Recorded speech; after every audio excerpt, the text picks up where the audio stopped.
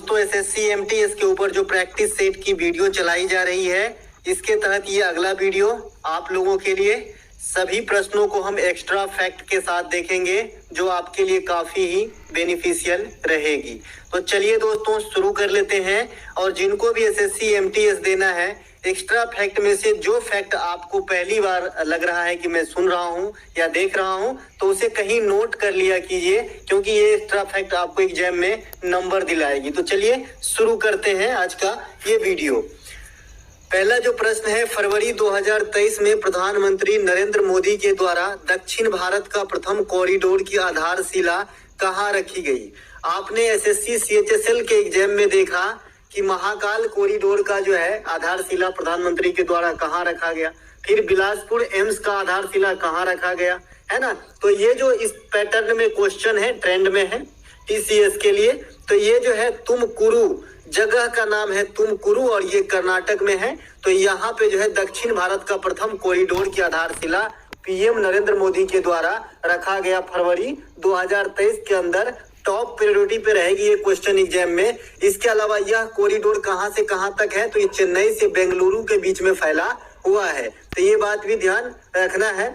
इसके अलावा दक्षिण भारत का प्रथम वंदे भारत एक्सप्रेस जो चलाया गया था, ये कहां से कहां तक चल रही है, तो ये मैसूर और चेन्नई के बीच में चल रही है वंदे भारत एक्सप्रेस। इसे ट्रेन 18 भी कहते हैं, जो इंडिया का फास्टेस्ट ट्रेन है। इसे बिना इंजन वाला ट्रेन भी कहते हैं, ठीक है, ये बात भी आपको ध्यान रखना है। इसकी भी जो उद्घाटन समारोह में फीता काटने वाले थे, ये भी आपका मोदी साहब ही है, आप तो जानते हैं।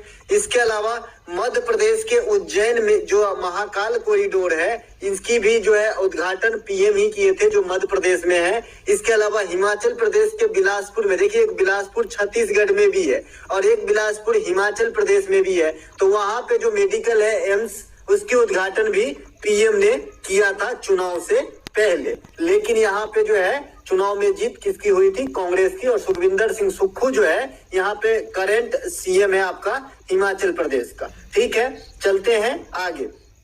हिमाचल प्रदेश से एक चीज और याद रखेंगे आप, जो रोहतांग दर्रा है उसका नाम बदल के अटल सुरंग कर दिया गया है, तो ये बात भी आपको ध्यान रखना है हिमाचल प्रदेश के रिलेशन में। अगला जो हमारा प्रश्न है, अंग्रेजों ने किस अधिनियम के तहत भारतीयों को हथियार रखने पे रोक लगाया था? देखिए हथियार रखने पे आज भी जो है आपका रोक है इंडिया में, कि आप बिना लाइसेंस हथियार नहीं रख सकते अवैध रूप से, ठीक है। तो जो अंग्रेज के समय में आया था, ये अधिनियम आया था भारतीय शस्त्र अधिनियम 1878, ठीक है, तो इसे ध्यान रखेंगे। इसके अलावा ये लॉर्ड लिटन के काल में हुआ था, तो ये बात भी आपको ध्यान रखना है। इसके अलावा पत्राचार पे जो रोक लगाने की नियम थी, इनको कहते हैं वर्नाक्यूलर एक्ट। वर्नाक्यूलर एक्ट के तहत कोई भी आदमी स्थानीय लैंग्वेज में पत्रिका या पत्राचार नहीं कर सकता था। इसी मतलब जो वर्नाक्यूलर एक्ट था, ये तो प्रेस पे रोक लगाया। बाद में भारतीय प्रेस के मुक्तिदाता के नाम से कौन फेमस हुए? तो चार्ल्स मेटकॉफ, ठीक है। ये क्वेश्चन डायरेक्ट पूछा जाता है कि भारतीय प्रेस के मुक्तिदाता किसे कहा जाता है, तो चार्ल्स मेटकॉफ को कहा जाता है। वर्नाक्यूलर एक्ट जो है क्या था? पत्रकारिता पे रोक था, है ना। इसके अलावा जो हथियार जो अवैध रूप से नहीं रखता, ये एक्ट कब आया था?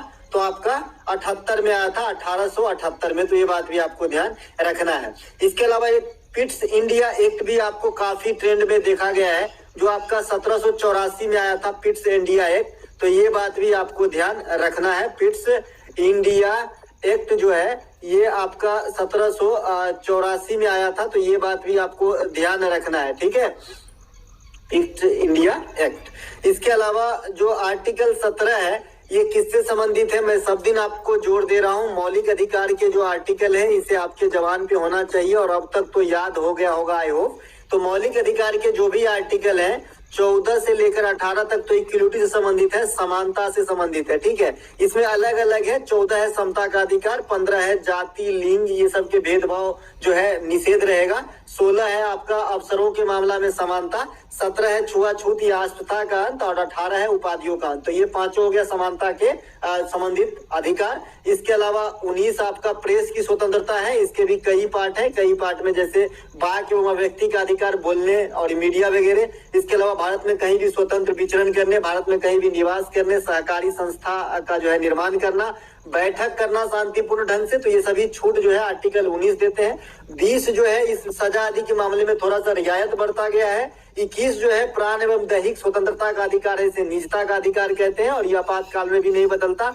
22 ये भी सजा आदि के मामले में थोड़ा सा छूट प्रदान करता है। 23 और 24 जो है ये शोषण के विरुद्ध अधिकार है, जिसमें 23 मानव श्रम पे मानव तस्करी पे रोक है और 24 जो है बाल श्रम पे निषेध है। 25 से लेकर 28 है धार्मिक स्वतंत्रता है। 29 और 30 अल्पसंख्यक हित है और 32 जो है संवैधानिक उपचारों का अधिकार है। तो मैंने मौखिक रूप से यहाँ पे आपको जो आपका मौलिक अधिकार के आर्टिकल है उनको याद दिलाया हूँ। एक ही चीज बार बार पीडीएफ में छापना खुद को बुरा लगता है, इसीलिए मैंने छापा नहीं है, लेकिन फिर भी आपको याद दिलाया हूँ, ठीक है। इसके अलावा मौलिक अधिकार जो है ये आपका यूएसए के संविधान से लिया गया है, इसे भाग 3 में रखा गया है, वर्तमान में 6 है, पहले 7 हुआ करता था 1978 से पहले। 1978 में एक 44वां संविधान संशोधन नामक कृत्य होता है। इसके तहत मौलिक अधिकार को जो मौलिक अधिकार से संपत्ति के अधिकार को हटा के विधिक अधिकार के रूप में आर्टिकल 300 के क में रखा जाता है। इतनी बात आप समझ गए, चलते हैं आगे। हाँ, एक बार क्वेश्चन पूछा गया पिछले एमटीएस में कि मौलिक अधिकार कहाँ से कहाँ तक फैला है आर्टिकल में, तो 12 से 35 तक के बीच में फैला है, तो ये बात भी ध्यान रखेंगे, और भाग 3 में, ठीक है। इसके अलावा ऋग्वेद में कितने सूक्त होते हैं, तो ऋग्वेद में 1028 सूक्त होते हैं, ऋग्वेद में 10 मंडल है और 1028 सूक्त है। वेद 4 होते हैं, ये तो आप जानते हैं, और मंत्र जो है इसमें 10,462 एनसीईआरटी लिखता है, कहीं कहीं 10,500 भी लिखा है। इसके अलावा ऋग्वेद सबसे पुरानी तथा सबसे प्रमाणिक वेद है ना। ऋग्वेद के अध्ययन करने वाले को होत्र कहा जाता है, या एसएससी इसे होता भी लिख देता है, तो आपको घबराना नहीं है, यही आंसर है होत्र।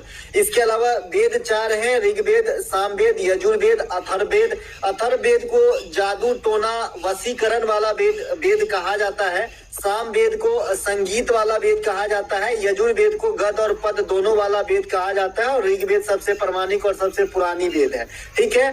देखिए आयुर्वेद जो है ये ऋग्वेद का उपवेद है, गंधर्व वेद है ये आपका सामवेद का उपवेद है, धनुर्वेद है ये आपका यजुर्वेद का उपवेद है, और अर्थवेद जो है ये आपका अथर्ववेद का उपवेद है। तो सभी वेद के अपने अपने एक उपवेद होते हैं। अगर आप कोई बड़ा एग्जाम दे रहे हैं पीसीएस वगैरह, तो ये इतना जो नॉलेज है ये जरूर रखना है कि सभी वेद के उपवेद कौन कौन सा है, क्योंकि यहाँ से कथन सत्य है या असत्य है करके क्वेश्चन आता है इस फॉर्म में, ठीक है। तो ये बात ध्यान रखना है। इसके अलावा अगला जो हमारा प्रश्न है करेंट सेक्शन से है, संतोष ट्रॉफी 2023 के उप विजेता कौन है, रनर अप कौन है। देखिए संतोष ट्रॉफी सबसे पहले किससे संबंधित है, तो ये फुटबॉल से संबंधित प्रतियोगिता है, और इसके जो विजेता रहे ये रहे कर्नाटक, और यहाँ पे चूंकि रनर अप पूछा गया है, उप विजेता पूछा गया है, तो मेघालय हो जाएगा, ठीक है। संतोष ट्रॉफी 2023 के विजेता जो है ये कर्नाटक है, और उप विजेता जो है मेघालय है। किससे संबंधित ये ट्रॉफी है, तो फुटबॉल से संबंधित है। और ये फाइनल मैच कहाँ पर खेला गया था, आजकल एग्जामिनर का एक ढर्रा बहुत खराब है, पूछ देगा भाई ये फाइनल मैच कहाँ खेला गया था। तो देखिए ये फाइनल मैच जो है ये सऊदी अरब के रियाद में खेला गया था, ठीक है। तो ये बात भी आपको ध्यान रखना है। इसके अलावा फीफा 2022 के विजेता जो है ये अर्जेंटीना रहा था, उप विजेता फ्रांस रहा था। जो एक्स्ट्रा फैक्ट है दोस्तों ध्यान से सुनते चलिए, नंबर दिलाएगा दोस्तों, मेरा प्रयास सफल कीजिए, आप सफल होंगे तभी मेरा प्रयास सफल होगा। हॉकी वर्ल्ड कप 2023 के विजेता जर्मनी है, तो ये भी आपको ध्यान रखना है, जो इंडिया के अंदर ही हुआ था, और ये क्वेश्चन जो है टॉप पे रहेगा, है ना। इंडिया के अंदर हुआ था, और मैंने बताया था ओडिशा के अंदर हुआ था, और आजकल एग्जामिनर को जानते हैं आपकी पूछ देता है किस स्टेडियम में हुआ था, तो कलिंगा स्टेडियम में हुआ था। और कलिंगा स्टेडियम कहाँ पे है, तो मैंने बताया भाई भुवनेश्वर कुमार है ना, भुवनेश्वर जगह का भी नाम है। इसके अलावा राउरकेला में भी हुआ था, जो बिरसा मुंडा स्टेडियम है ना। तो इन दोनों स्टेडियम में इंडिया के अंदर विजेता बने थे जर्मनी। T20 महिला वर्ल्ड कप 2023 का आयोजन साउथ अफ्रीका में हुआ था, और इनके विजेता जो रहे हैं ऑस्ट्रेलिया रहे हैं, तो ये बात भी आपको ध्यान रखना है। इसके अलावा इसमें उप विजेता जो रहे मेहमान ही रहे, साउथ अफ्रीका रहे, तो दोनों बात ध्यान रखेंगे भाई। उप विजेता भी बहुत बार पूछता है, है ना। तो जो T20 महिला वर्ल्ड कप 2023 हुए हैं, इसके विजेता ऑस्ट्रेलिया, उप विजेता साउथ अफ्रीका। कहाँ पे हुआ? तो साउथ अफ्रीका। T20 अंडर 90 भैया 19 लिखना है, 90 नहीं, तब तक तो आदमी खेल ही नहीं पाएगा 90 वर्ष में। T20 अंडर 90 महिला वर्ल्ड कप 2023 के विजेता जो है ये भारत है, और इनका उप विजेता पूछेगा तो इंग्लैंड हो जाएगा। और ये भी खेल कहाँ पे हुआ है? तो साउथ अफ्रीका में हुआ है। तो ये दोनों बात ध्यान रखेंगे। महिला की जो दोनों T20 फॉर्मेट हुआ है, अंडर 90 और मेन वाला, दोनों साउथ अफ्रीका में हुआ है। एक के विजेता जो है ऑस्ट्रेलिया रहे हैं, और अंडर 90 वाले के विजेता जो रहे हैं आपका भारत रहे हैं। और भारत का जो शेफाली वर्मा है, इसी के अगुवाई में ये टीम जीती है। ये बात भी आपको ध्यान रखना है। दोस्तों एक क्वेश्चन मैं बताना भूल गया था, चूंकि WPL आपके ट्रेंड में रहेंगे, तो WPL प्रथम बार है ना, और प्रथम बार कोई चीज होता है तो बहुत ज्यादा ही फेमस हो जाता है। तो WPL के प्रथम विजेता तो MI रहे हैं, लेकिन सबसे महंगा खिलाड़ी बहुत इंपोर्टेंसी रखती है IPL और WPL के लिए। तो श्रीमती मंधाना जो है, श्रीमती मंधाना ये सबसे महंगा खिलाड़ी रही थी। तो ये बात भी आपको ध्यान रखना है WPL के लिए, ठीक है। इसके अलावा एशिया कप 2022, हालांकि ये क्वेश्चन थोड़ा सा पुराना हो गया है ना। एशिया कप 2022 के विजेता जो है श्रीलंका रहा था, उप विजेता जो है पाकिस्तान रहा था। तो ये बात भी ध्यान रखना है। WPL 2023 के विजेता मुंबई इंडियंस से, अभी भी बताया, प्रथम बार हुआ है, ये फर्स्ट टाइटल है इसका। और उप विजेता इसका दिल्ली कैपिटल रहा था, DC रहा था, है ना। और सबसे महंगा खिलाड़ी बता दिया मंधाना जी।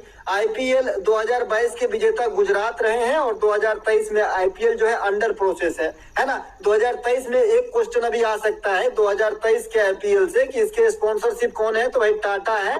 और एक ध्यान रखिएगा, स्ट्रेटेजिक टाइम आउट जो है ना IPL में, पूरा ध्यान मत देना भैया। अपना जो है आपका खुद का IPL देखो, ये परीक्षा ही आपकी IPL है, वो भी आप ठीक से सोचिए तो अपना काम कर रहा है। और इनके काम से मैं मजा लेता हूँ अपना काम छोड़ के, ये तो मुझे जायज नहीं लगता है। हाँ, मुझे इंटरेस्ट है क्रिकेट में, मैं खुद देखता हूँ, तो बस स्कोर वगैरह देख लिया, थोड़ा सा लास्ट के 2-4 ओवर देख लिया। वैसा ही नहीं कि मैं 6 घंटा IPL ही देख रहा हूँ, ऐसा नहीं करना भाई, है ना। ये आपकी जिंदगी की सवाल है, IPL तो जिंदगी भर आता रहेगा, है ना। तो टाटा के पास स्पॉन्सरशिप है, और स्टैटिक टाइम आउट जो है ये 2.5 मिनट का है। तो ये बात भी ध्यान रखेंगे, ये भी क्वेश्चन पूछा गया है, ठीक है। इसके अलावा ये 16वां IPL खेला जा रहा है ना। सबसे महंगा खिलाड़ी इस IPL में सैम करन है, ठीक है। तो ये बात भी ध्यान रखेंगे। WPL में सबसे महंगा श्रीमती मंधाना था, पहला टाइटल मुंबई इंडियंस जीता है, और उप विजेता जो है दिल्ली रहा था। खेलो इंडिया यूथ गेम, ये तो धूम ही मचा दिया HCM, GD और CHSL में। तो खेलो इंडिया यूथ गेम 2023, इसे वैसे ही कह सकते हैं, हालांकि 2023 तक चला था। तो ये विजेता जो है महाराष्ट्र रहे हैं, क्योंकि यहाँ पे महाराष्ट्र सर्वाधिक पदक जीता है। इसके अलावा 36वें राष्ट्रीय खेल, ये भी धूम मचाया था, जैसा कि आप एनालिसिस मेरा देखे होंगे तो जानते ही होंगे। तो ये सबसे पहले तो गुजरात में हुआ था 36वें, और 37वें राष्ट्रीय खेल इसी साल गोवा के अंदर होने वाला है, ठीक है। 37वें राष्ट्रीय खेल जो है ये आपका गोवा के अंदर होने वाला है, अभी हुआ नहीं, अक्टूबर महीना में होगा। तो 36वें राष्ट्रीय खेल के विजेता जो है सर्विसेज रहा था, क्योंकि ये सबसे अधिक गोल्ड जीता था। लेकिन सबसे ओवरऑल अधिक पदक यहाँ भी महाराष्ट्र जीता था। सर्विसेज जो है ओवरऑल 128 पदक जीते थे, जिसमें गोल्ड की क्वांटिटी ज्यादा था। महाराष्ट्र ओवरऑल 140 पदक जीते थे, फिर भी ये सेकंड आया था, और फर्स्ट सर्विसेज टीम आया था। आई होप आप सभी बातों को अच्छे से समझ रहे हैं, स्टोर कर रहे हैं। अगला एक प्रश्न यहाँ पे है, दुधवा नेशनल पार्क किस राज्य में स्थित है? तो ये आपका उत्तर प्रदेश राज्य में स्थित है। दुधवा है, अमनगढ़ है, पीलीभीत है, ये सभी उत्तर प्रदेश में स्थित है ना। इसके अलावा जो अगला हमारा प्रश्न मतलब एक्स्ट्रा फैक्ट है दोस्तों, Bandhavgarh, Panna tiger reserve, Kuno national park, Kanha national park, Sanjay national park, ये सभी आपके MP के अंदर है। MP में 11 नेशनल पार्क है, जो देश में सर्वाधिक नेशनल पार्क रखने का गौरव रखता है MP, ठीक है।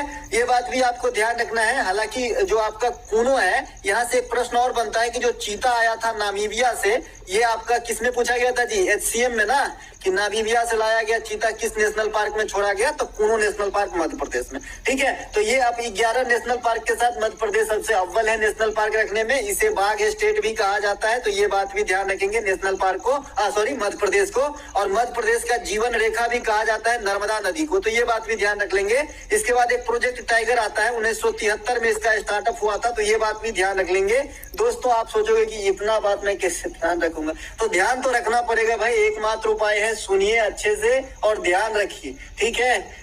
इसके अलावा जो आपका इंडिया में सबसे बड़ा नेशनल पार्क है दोस्तों, ये है आपका हिमिस नेशनल पार्क, जो लद्दाख में है। तो ये बात भी आपको ध्यान रखना है, हिमिस नेशनल पार्क। हिमिस त्योहार भी होता है लद्दाख के अंदर, तो ये बात भी ध्यान रखना है। इसके अलावा ये जो आप संजय नेशनल पार्क देख रहे हैं, ये तो आपका एमपी के अंदर है, लेकिन अगर संजय गांधी नेशनल पार्क हो जाए तो दोनों में फर्क है। संजय गांधी नेशनल पार्क जो हो जाएगा तो इसका आंसर महाराष्ट्र कर देना बंधु, ठीक है।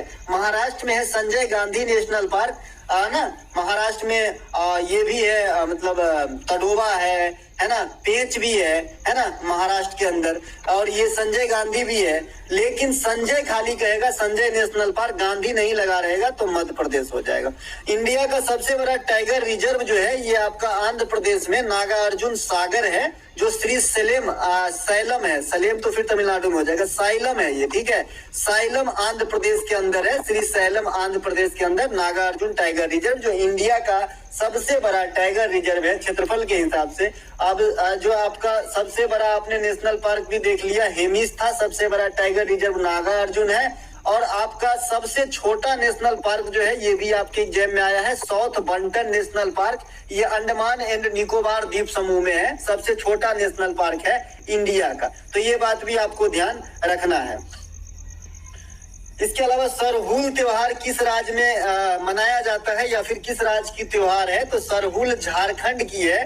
देखिए झारखंड में आप जट जटिन भी खेल सकते हैं, ये बिहार में भी खेलते हैं, जट जटिन झारखंड में भी खेलते हैं। सरहुल त्योहार भी झारखंड में है। इसके अलावा जो आपका छऊ नृत्य है ये भी आपका झारखंड में होता है। ये छऊ तो एक से अधिक जगह होता है, झारखंड में, उड़ीसा में और पश्चिम बंगाल में भी होती है। तो झारखंड से संबंधित इतनी बात आपको जरूर याद रखना है। इसके अलावा जो स्वर्ण रेखा नदी पे हुंडरू जलप्रपात है, ये बात भी आपको ध्यान रखना है, झारखंड के अंदर ही है। इसके अलावा बिहू जो है असम में होता है, लाई हरोबा त्रिपुरा में होता है, और हॉर्नबिल जो है नागालैंड में होता है। तो ये बात भी ध्यान रखेंगे। हॉर्नबिल को दोस्तों त्योहारों का त्योहार कहा जाता है, तो ये बात भी ध्यान रखेंगे। हॉर्नबिल को त्योहारों का त्योहार और बथुकम्मा को फूलों का त्योहार कहा जाता है, ठीक है। बथुकम्मा जो तेलंगाना की त्योहार है तो इसे फूलों का त्योहार कहा जाता है, फ्लावर्स का जो है महोत्सव कहा जाता है बथुकम्मा को। एक आपका फूलदेई त्योहार भी होता है, फूल से मिलता जुलता, तो ये आपका उत्तराखंड का है। तो सबको एक ही में नहीं मिलाना है, सब अलग अलग चीज है, ठीक है। बथुकम्मा तेलंगाना का है जिसे फूलों का त्योहार कहा जाता है, फूलदेई उत्तराखंड का है, वैली ऑफ फ्लावर फूलों की घाटी भी उत्तराखंड में ही स्थित है। इसके अलावा त्योहारों का त्योहार हॉर्नबिल को कहा जाता है, जो नागालैंड का है। नागालैंड की राजकीय पक्षी भी हॉर्नबिल है। इसके अलावा मकर बिलक्कू केरल का है, पोंगल जल्लीकट्टू तमिलनाडु का है, और साथ ही साथ तमिलनाडु का नव वर्ष जो है इसे पोटांडू कहा जाता है, जो तमिलनाडु में होता है। तमिलनाडु में एक और त्योहार होता है जी थाई पूसम, ये सुई वाला त्योहार होता है, तो ये भी आपका तमिलनाडु में होता है। जल्लीकट्टू तो आप जानते हैं, सांडों को दौड़ा के फिर से पकड़ना, ये बहुत ही डेंजरस है बाबा। इसके अलावा सिमगो तरंग मेल, साओ जो जाओ, सो ओ जो ओ, इस प्रकार से एक त्योहार का नाम है, तो ये भी आपका गोवा में होता है ना। तरंग मेल जो है, सिमगो है, सो जो है, ये सभी गोवा के प्रमुख त्योहारों में से है। गोवा में कोंकणी भाषा बोली जाती है। अनुच्छेद 61 का संबंध किससे, तो राष्ट्रपति पर महाभियोग से है। राष्ट्रपति का क्षमादान याद रखना है 72, और राज्यपाल का भी क्षमादान याद रखना है 161। राष्ट्रपति का पद 52 और राज्यपाल इसमें 101 जोड़ना है तो 153, ठीक है। तो ये सब बात ध्यान रखेंगे। और बाद बाकी के जो आर्टिकल है, राष्ट्रपति के अध्यादेश 200 राष्ट्रपति का 1, 2, 3 और राज्यपाल के 2 और 1 को इंटरचेंज कर देते हैं, तो 2 पहले लिख देते हैं, तो 213। राज्यपाल का 213 है अध्यादेश जारी करने का, और राष्ट्रपति का 123 है अध्यादेश जारी करने का। राष्ट्रपति पर महाभियोग चलाकर राष्ट्रपति को हटाए जाने की प्रक्रिया है। दोस्तों जो आप कम एक्स्ट्रा फैक्ट देख रहे हैं किसी प्रश्न में, तो समझिए मैं पहले आपको जो है 10 बार बता चुका हूँ। ग्लोबल हंगर इंडेक्स 2022 में भारत का स्थान है 101वां। पहले ये 2021 में 101वां था, अभी 2023 का डाटा रिलीज नहीं हुआ है, तो यही रहेगा अगर इंडेक्स से आता है तो 2021 तो नहीं पूछेगा, 2022 पूछेगा। 107वां है भूखमरी में। इसके अलावा हमारा हैप्पीनेस इंडेक्स जो है करंट वाला 136 है, और इसे मैं याद रखने की तरीके बताया हूं कि भारतीयों को हंसने से 36 का आंकड़ा है भाई साहब, 36 का, ठीक है। तो ऐसे याद रख लेंगे। तराइन की द्वितीय लड़ाई कब और किसके मध्य हुई थी? देखिए तराइन की 2 लड़ाई हुई थी, एक तो 1191 में हुआ था, 1191 में हुआ था मोहम्मद गोरी और पृथ्वीराज चौहान तृतीय के समय। तो प्रथम वाला में जो है चौहान साहब की विजय हुई, और सेकेंड वाले में जो 1192 में हुआ था इसमें मोहम्मद गोरी की विजय हुई थी। इसके अलावा सोडियम को किसमें डुबा के रखा जाता है? देखिए सोडियम को जो है किरोसिन में डुबा के रखा जाता है, और एक होता है आपका फास्फोरस इस फॉर्म में क्वेश्चन। तो फास्फोरस को जल में डुबा के रखा जाता है। अब सोडियम को केरोसिन में डुबा के क्यों रखा जाता है? क्योंकि ये हवा के संपर्क में आने से ही ये जल उठता है, इसीलिए हम सोडियम को केरोसिन में रखते हैं। क्योंकि अगर जल में रख दिए सोडियम तो जल में भी तो ऑक्सीजन है ना, तो इससे संपर्क करके आग लगा देगा। ठीक है, जैसे आप गांव घर में जो तांत्रिक बाबा होते हैं, गांव घर में क्या, ये तो शहर में ज्यादा होते हैं भाई आजकल, तांत्रिक बाबा पानी में आग लगा देता है। तो ये क्यों लगा देता है? सोडियम ऐसे फेंकते हैं पानी में, ब्राम, तो ऐसे जो है आग जलता है और लोग आश्चर्य फील करके उसे बाबा जी की जय हो, है ना। इसके अलावा फास्फोरस को जल में रखा जाता है, बता दिया। कपूर को जो है ऊर्ध्वपातन विधि से शुद्ध किया जाता है। क्वेश्चन पूछा था CHSL में ऊर्ध्वपातन क्या होता है, तो ठोस से सीधे गैस में परिवर्तन को ऊर्ध्वपातन कहते हैं। आप जानते हैं कि पदार्थ की बेसिक 3 अवस्था होती है, वैसे तो आजकल 4 हो रहा है, चौथा भी अवस्था है प्लाज्मा, लेकिन बेसिकली 3 अवस्था होते हैं, ठोस, द्रव, गैस। तो कोई भी चीज ठोस से पहले द्रव में जाना चाहिए, देन गैस में जाना चाहिए। लेकिन जो ऊर्ध्वपातन की विधि है ये ठोस से सीधे गैस में रिलीज होता है, जैसे कपूर, नेफ्थलीन वगैरह। इसके अलावा न्यायपालिका का प्रावधान किस देश के संविधान से लिया गया है, तो ये आपका USA के संविधान से लिया गया है। एक आर्टिकल बहुधा पूछे जाते हैं, आर्टिकल 50, इसमें कार्यपालिका से न्यायपालिका को भिन्न किया गया है। तो ये बात भी ध्यान रखेंगे, कार्यपालिका और न्यायपालिका का जो पृथक्करण है ये आपका आर्टिकल 50 में वर्णित है। और न्यायपालिका का जो विधि है, जो सिद्धांत है, ये आपका कहाँ से, अमेरिका से लिया गया। अमेरिका से मौलिक अधिकार भी लिए गए हैं, तो ये बात भी ध्यान रखेंगे। हाल ही में किस भारतीय अधिकारी को अंतर्राष्ट्रीय श्रम संगठन, देखिए इंटरनेशनल लेबर ऑर्गेनाइजेशन जो है ILO, अंतर्राष्ट्रीय श्रम संगठन के रूप में के संस्था के अंदर बाहरी लेखा परीक्षक के रूप में जो है इसे चुना गया है। ये क्वेश्चन मैं प्रतियोगिता दर्पण अप्रैल वाला जो है करंट वहां से उठाया हूं, और आप लोगों को मैं सजेस्ट करूंगा दोस्तों कि आप लोग जो है एक मॉक टेस्ट कहीं न कहीं से ऑफलाइन या ऑनलाइन जहां से भी आपको अच्छा लगे, आप एक मॉक टेस्ट रोजाना लगाइए और जीके और इंग्लिश को अपना निशाना बनाइए। अगर पहला एग्जाम आपका MTSE है तो, क्योंकि यही दोनों आपका जो है मेरिट तय करेगा। मैथ, रीजनिंग में अगर आप ठीक ठाक है तो उसे ज्यादा ध्यान देने की जरूरत नहीं है। आप जो है मॉक जरूर लगाएं टाइम मेकअप करने के लिए और मेंटली फ्रेश रहने के लिए, और जीके और इंग्लिश पे ज्यादा फोकस करें। दोस्तों कुछ बच्चे इंग्लिश के वीडियो के लिए भी कमेंट किए हैं, तो मैं देखता हूं तो प्रीवियस ईयर 25 सेट करा दूंगा पिछले 2-3 सालों का। ठीक है, तो अच्छा रहेगा। MTS में जो भी पूछा गया है पिछले 2-3 साल में उसके प्रीवियस ईयर करा देंगे, क्योंकि इंग्लिश में ज्यादा प्रीवियस ईयर के क्वेश्चन ही आते हैं। ठीक है, तो हाल ही में जो अंतर्राष्ट्रीय श्रम संगठन द्वारा बाहरी लेखा परीक्षक के रूप में चुना गया, ये आपका गिरीश चंद्र मुर्मू को चुना गया है। अब गिरीश चंद्र मुर्मू से जो है आपको याद आ गया होगा कि ये कौन है, तो ये भारत के कैग हैं, नियंत्रक एवं महालेखा परीक्षक हैं। देश के 14वें जो है कैग है, CAG है। ठीक है, इसके अलावा अंतर्राष्ट्रीय श्रम संगठन का मुख्यालय कहाँ पे है, तो ये आपका जनेवा के अंदर है, और इसकी स्थापना कब हुई थी, तो 1919 ईस्वी में हुई थी। ठीक है, एक बात आपको बता दें कि जो UNA के जितने भी आपका अंग है, सभी का मुख्य अंग, जितने भी मुख्य अंग है, ये सभी का मुख्यालय न्यूयॉर्क में है। ठीक है, इसके अलावा जो आपका अंतर्राष्ट्रीय न्यायालय है, इसका मुख्यालय द हेग में है, तो ये बात भी ध्यान रखेंगे। और अंतर्राष्ट्रीय श्रम संगठन का मुख्यालय जनेवा में है। ठीक है, इसके अलावा अनुच्छेद 148 का संबंध किससे है, नियंत्रक एवं महालेखा परीक्षक से है। 10 बार तो पूछा जा चुका है, 11वां आपके साथ हो सकता है। दोस्तों जब आप सिलेक्ट हो जाओगे तो आप भी कैग जो एक डिपार्टमेंट होती है जो इनके मतलब लिए काम करते हैं, उसमें भी SSC MTS जाते हैं, CHSL जाते हैं, UTC जाते हैं, CGL वाले भी जाते हैं। इसके अलावा मृणालिनी साराभाई को 1922 में कौन से पदक से सम्मानित किया गया था? देखिए मृणालिनी साराभाई है ना, ये नृत्यांगना है, इनको जो है पद्म श्री पुरस्कार 1965 में, पद्म भूषण पुरस्कार 1993 में, संगीत नाटक अकादमी पुरस्कार 1994 में दिया गया था। ठीक है, तो इस प्रकार से जो है यहाँ 1922, यहाँ पे गलत है कुछ, यहाँ से एक क्वेश्चन यहाँ पे मैंने पूरा ही रख लिया आंसर, तो 93 लिख लीजिएगा यहाँ पे कि 93 में कौन सा जो है पुरस्कार से सम्मानित किया गया था मृणालिनी साराभाई को, तो संगीत नाटक अकादमी पुरस्कार। क्योंकि संगीत नाटक अकादमी पुरस्कार पे मैं आपको पूरा एक वीडियो और एक PDF में दे चुका हूँ, उससे बाहर आपको नहीं आएगा, क्योंकि ये भी करंट से क्वेश्चन बनेगा संगीत नाटक अकादमी पुरस्कार से। इसके अलावा वॉशिंग सोडा का रासायनिक नाम क्या है? देखिए एग्जामिनर जो है ये 4 चीज फिक्स कर रखा है, वॉशिंग सोडा, खाने वाला सोडा, कास्टिक सोडा, विरंजक चूर्ण और MgOH मैग्नीशियम हाइड्रोक्साइड और एसिटिक एसिड का सूत्र, H2SO4 का बैटरी में किसका यूज होता है, इतना ही पूछेगा। प्लास्टर ऑफ पेरिस है ना, इससे ज्यादा नहीं पूछता है वो। आइल ऑफ विट्रियोल है ना, इससे ज्यादा रासायनिक सूत्र नहीं पूछता है। और एल्केन एल्किन एल्काइन का सूत्र, तो एल्केन एल्किन एल्काइन का सूत्र मैं आपको पहले ही बता चुका हूँ। यहाँ पे वॉशिंग सोडा का रासायनिक नाम होता है सोडियम वॉशिंग सोडा है ना, तो सोडियम कार्बोनेट होगा और खाने वाला सोडा का सोडियम बाइकार्बोनेट होता है। वॉशिंग सोडा को हम Na2CO3 लिखते हैं। देखिए जो बच्चे साइंस स्ट्रीम से नहीं है, CO3 जहां भी लास्ट में लगा रहेगा CO3 तो उसे कार्बोनेट पढ़ते हैं, ठीक है। खाने वाला सोडा या बेकिंग सोडा को सोडियम बाइकार्बोनेट कहते हैं, NaHCO3 होता है इसका, ठीक है। इसके अलावा कास्टिक सोडा को सोडियम हाइड्रोक्साइड कहते हैं, NOOH, और जहां पे लास्ट में OH लगा रहते हैं इसे हाइड्रा पढ़ते हैं, ठीक है, हाइड्रोक्साइड, ठीक है। विरंजक चूर्ण को कैल्शियम हाइपोक्लोराइड कहते हैं। विरंजक चूर्ण का सूत्र होता है CaO होता है और Cl का होल ट्वाइस होता है, इस प्रकार से। इसके अलावा प्लास्टर ऑफ पेरिस को कॉपर सल्फेट हेमीहाइड्रेट कहते हैं। इसमें हाफ H2O होता है, जल का निर्जलीकरण हो जाता है, ठीक है ना।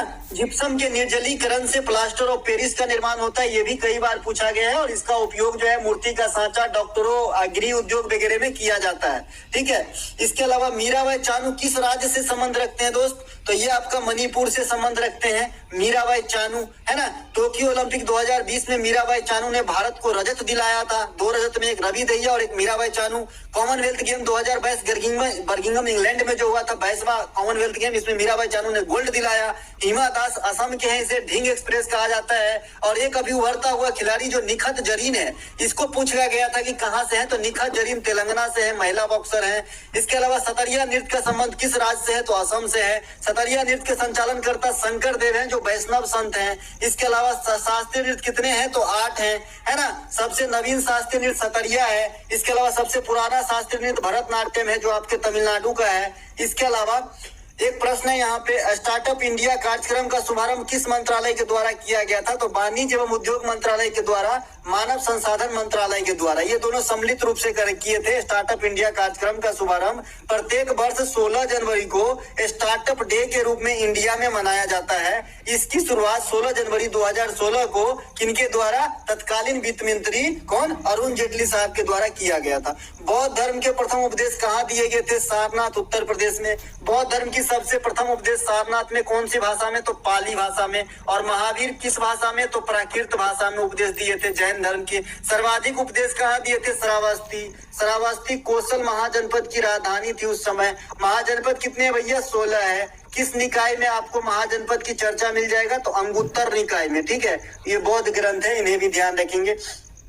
इसके अलावा 4 बौद्ध संगति कहाँ कहाँ हुई थी, है ना, तो पहला हुआ था आपका, दूसरा हुआ था वैशाली में, पहला हुआ था आपका राजगीर में, दूसरा वैशाली में, तीसरा पाटलिपुत्रा PPTA में, है ना। इसके अलावा चौथा जो है कुंडलबन कश्मीर में, ठीक है। तो ये चारों ध्यान रखेंगे, है ना। पहले के समय अजात शत्रु, दूसरे के समय कालाशोक, तीसरे के समय अशोक और चौथे के समय कनिष्क थे। अशोक को देवनाम प्रियदर्शी भी कहा जाता है जो मौर्य वंश से संबंधित है, तो ये बात भी ध्यान रखेंगे। बुद्ध का जन्म आपका लुम्बिनी में होता है और मृत्यु जो है आपका कुशीनगर में होता है। गिरिधि त्याग को महाविनिष्क्रमण, प्रथम उपदेश को धर्मचक्र प्रवर्तन, और जो आपका मृत्यु हुआ था उसे महापरिनिर्वाण कहते हैं। बुद्ध के पवित्र ग्रंथ त्रिपिटक है और बुद्ध के पुनर्जन्म की कथा जो है जातक में वर्णित है। तो ये सभी बातों को ध्यान रखेंगे। तो दोस्तों ये थे हमारे तरफ से सुझाया गया आज प्रैक्टिस सेट का वीडियो। अगर आपको अच्छा लगा हो तो लाइक कर लेंगे, और भी अच्छा ज्यादा लग गया हो तो अपने दोस्तों में शेयर करेंगे। और मिलेंगे एक नए वीडियो में, तब तक के लिए जय हिंद।